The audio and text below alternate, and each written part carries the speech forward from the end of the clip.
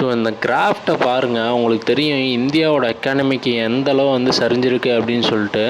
So நம்ம வேணால் development metro வந்துருச்சு அது வந்துருச்சுன்னு சொல்லலாம். ஆனால் உண்மையானுமே டெவலப்மெண்ட்டு எதை வச்சு பேஸ் பண்ணுவாங்கன்னா இந்த மாதிரி நம்மளோட மதிப்பை வச்சு தான்.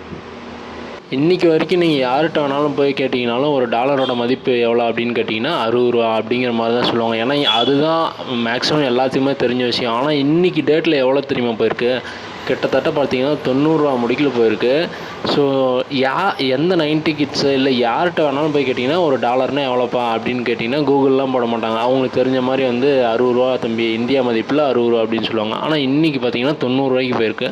ஸோ இது என்ன அடிப்படை சொல்லுதுன்னா, நம்ம ஊரில் பார்த்தீங்கன்னா ஒருத்தர் கஷ்டப்பட்டு 60 ரூபா சம்பாரிச்சானா அங்கே பார்த்தீங்கன்னா $1 தான் அது ஈடாகும். ஸோ அவங்களோட மதிப்படி பார்த்தீங்கன்னா அது வெறும் $1 தான். எப்போ கிட்டத்தட்ட 2014. ஆனால் இப்போ வந்து நீங்கள் இங்கே 90 ரூபா சம்பாரித்தாலும் அவனுக்கு அங்கே $1 தான் ஈடாகும். ஸோ இதுலேயே உங்களுக்கு புரிஞ்சிருக்கும் நம்ம மணியோட வேல்யூ பார்த்திங்கன்னா குறைஞ்சிட்டே இருக்குது. ஸோ அவங்களுக்கு வந்து $1 தான் அந்த மேட்ரு. எப்போ ஈடாகும் அப்படிங்கிற மாதிரி தான் எல்லாருமே பார்த்துட்டு இருந்தாங்க. ஆனால் இப்போ பார்த்திங்கன்னா கிட்டத்தட்ட நம்மளோட இந்தியா பண மதிப்பு பார்த்திங்கன்னா குறைஞ்சிட்டே வருது. ஸோ இது ஒரு பாசிட்டிவ் சைன் கிடையாது.